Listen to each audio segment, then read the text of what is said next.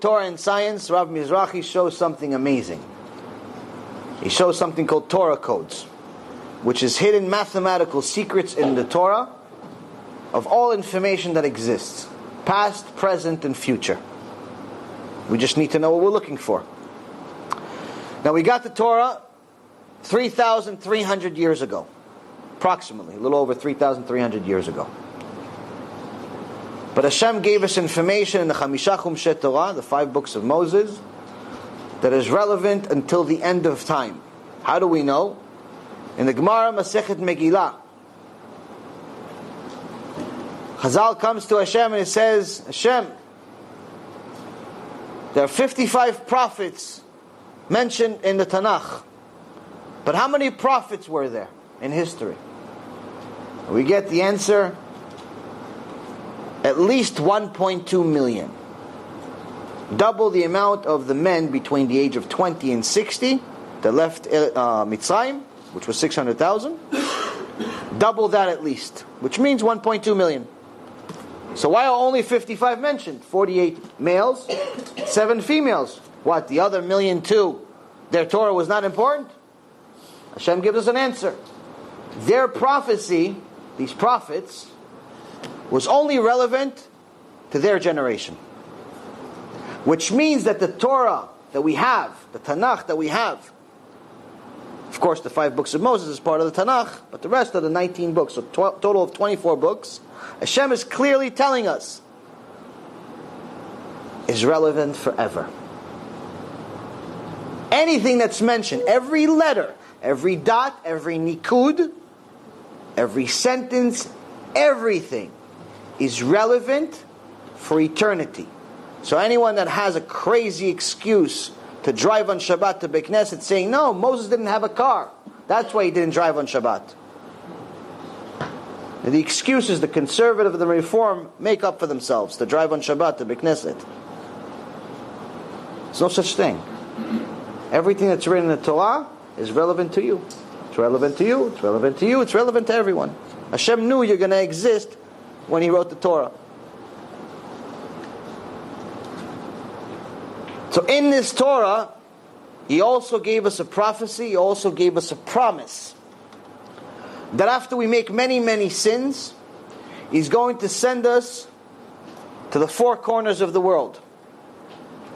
And here He says, in chapter 4 of Sefer DEVARIM, Deuteronomy, verse 27, Hashem will scatter you amongst the people, and you will be left few in number among the nations where Hashem will lead you.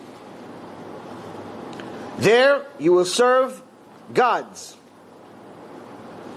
the handiwork of man, of wood and stone, which do not see, and do not hear, and do not eat, and do not smell.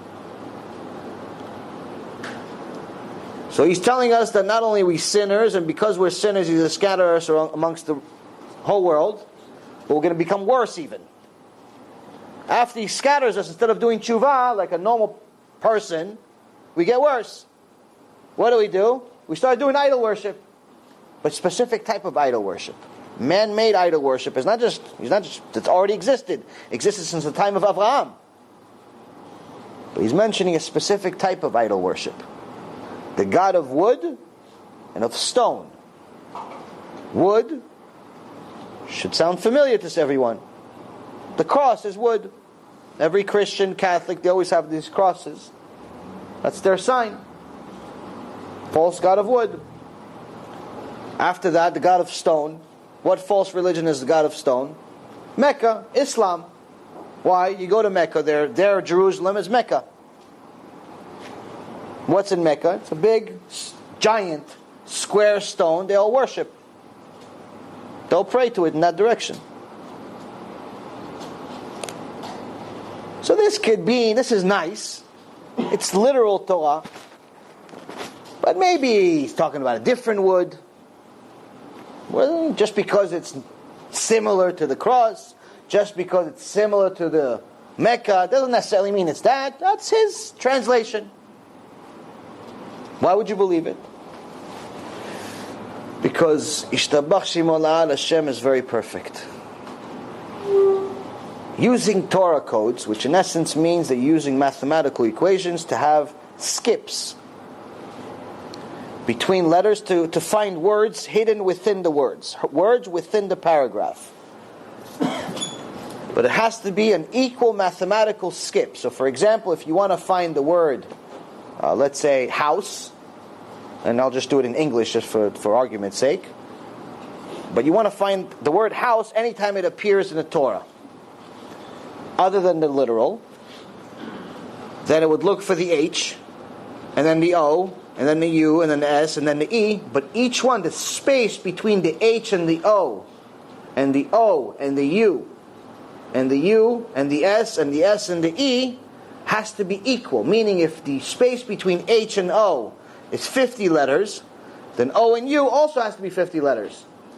It can't be 50 and then 37 and then 12, because that's just random. It has to be an equal mathematical skip between each of the letters, because then you can clearly see it's by design. It's not just a random number. But not only that, when you find some of the most extraordinary codes, not only do you find an equal mathematical skip that's usually very small, 50 letters or less, but the verse and the paragraph that you find that word also has to do, it's also talking about the subject you're looking at.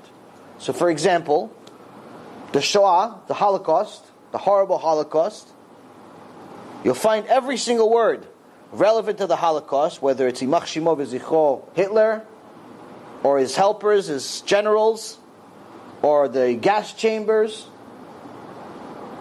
all of the disasters that happened, all of the words related to that, it's in Parashah that talks about the punishment Am Yisrael is going to have when they go against Hashem. Specifically, Parashat Ki Tavo, one of the most difficult parashot in the entire Torah.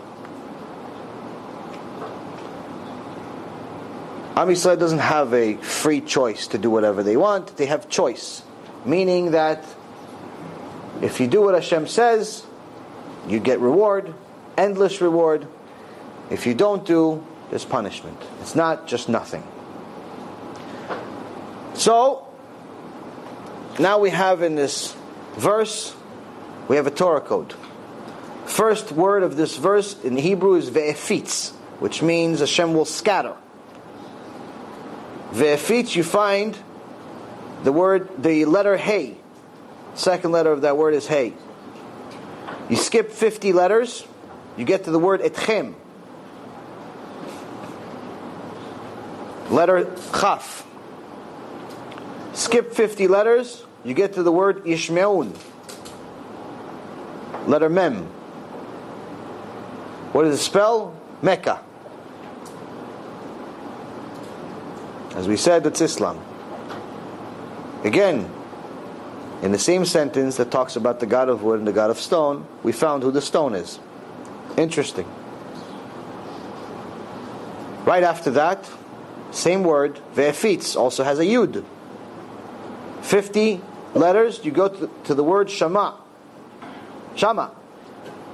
Get the Shin.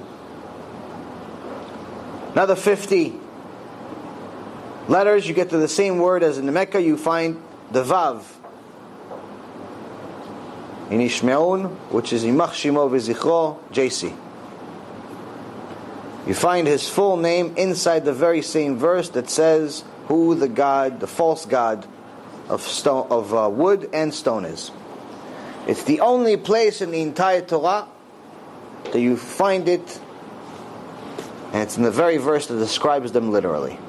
You've just experienced another Torah class brought to you by TorahAnytime.com.